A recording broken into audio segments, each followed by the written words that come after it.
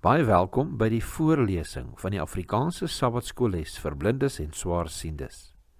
Hierdie lesse word voorsien deur die Wêreldkonferensie van die Sewende Dag Adventiste Kerk. Die voorlesing van die les word aan u gebring deur SSL in samewerking met Adventiste Wêreldradio Afrikaans en word voorgeles deur Marlena Nel.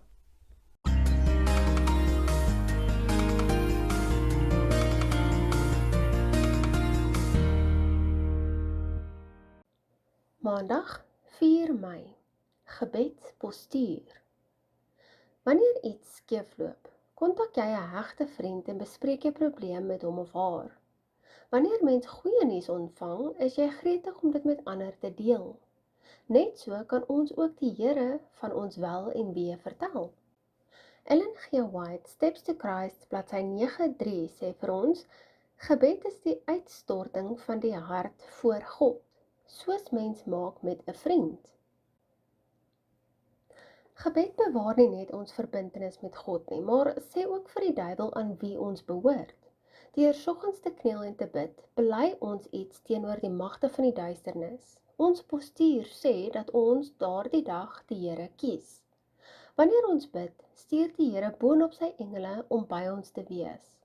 So word ons dan teen die aanvalle van die duiwel versterk en onkans. Lees gerus op u tyd Psalm 91. Kniel is 'n fisiese onderwerpingsgebaar, 'n uiterlike teken van ons verootmoediging voor God. Dit is op 'n manier anders as om in 'n stoel te sit en bid, of as om dit lêende te doen, hoewel mens ook in sulke posisies kan bid. Wanneer jy egter voor die Here kniel, kom die innerlike oorgawe makliker, aangesien lyf en woord saam die Here se opperheerskappy bely dat jy bloot sy geskape kind is. Lees die volgende skrifgedeeltes en bekyk die lewens van die volgende Bybelkarakters wat gekniel het terwyl hulle bid. Daniël 6 vers 11 sê vir ons, en net toe Daniël verneem dat die bevelskrif geskrywe was, het hy in sy huis gegaan en hy het in sy bokamer vensters gehad wat oop was in die rigting van Jerusalem en hy het 3 maal op 'n dag op sy knieë geval en gebid en lofprysinge uitgespreek voor sy God net soos hy tevore gedoen het. Lukas 22 vers 41 sê vir ons, en hy het hom van hulle afgesonder omtrent so ver as 'n mens met 'n klip kan gooi en neergekniel en gebid. Handelinge 7 vers 60 sê vir ons, en hy het op sy knieë neergeval en met 'n groot stem uitgeroep, Here, reken hulle hierdie sonde nie toe nie, en met die woorde het hy ontslaap. Handelinge 9 vers 40 sê vir ons, en Petrus het almal buitentoe gestuur en neergekniel en gebid, en hy het hom na die liggaam gedraai en gesê, Tabitha, staan op, en sy het haar oë oopgemaak, en toe sy Petrus sien, het sy regop gesit. Handelinge 20 vers 36 lees ons, en na hierdie woorde het hy neergekniel en met hulle almal saam gebid. Om staande te bid was 'n algemene praktyk in Bybelse tye.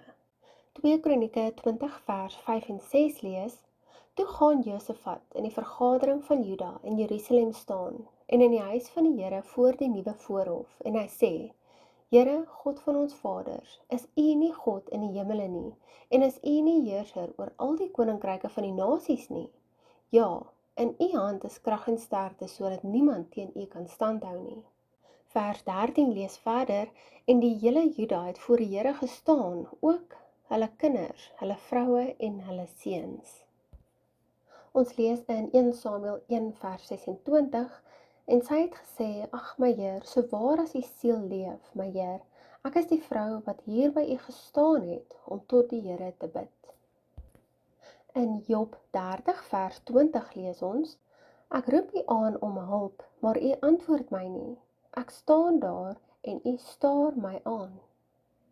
Lukas 18 vers 11 lees ons, en die Fariseer het gaan staan en by homself so gebid, O God, ek dank U dat ek nie soos die ander mense is nie, rowers, onregverdigers, egbrekers of ook soos hierdie tollenaar nie.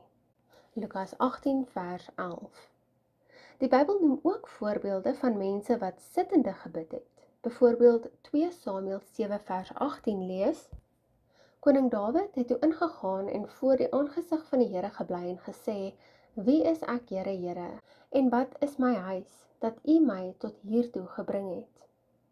2 Konings 4 vers 38 lees, Weer het Elisa in Gilgal gekom, en daar was hongersnood in die land, en terwyl die profete seuns voor hom sit, sê hy aan sy dienaar, Sit die groot pot op en maak 'n kooksel klaar vir die profete seuns.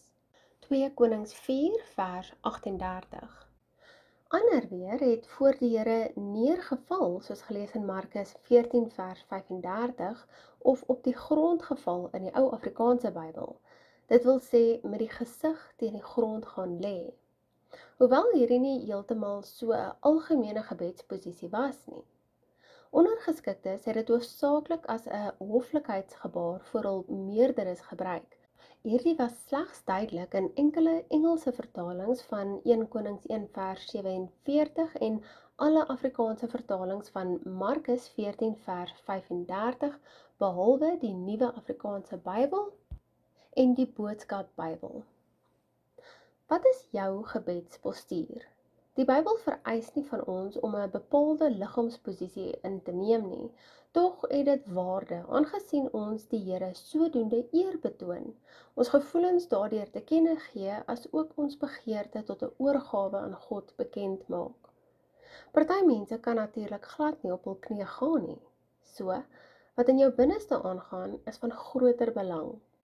As jy wel kan kniel, maar dit nie normaalweg doen nie, kan jy dit in jou volgende gebedssessie doen en sien watter uitwerking dit op jou samesyn met God het.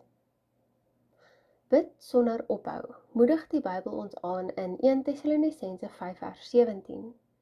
Dit dui op konstantheid, volgens Kolossense 4 vers 2 en volharding, volgens Romeine 12 vers 12.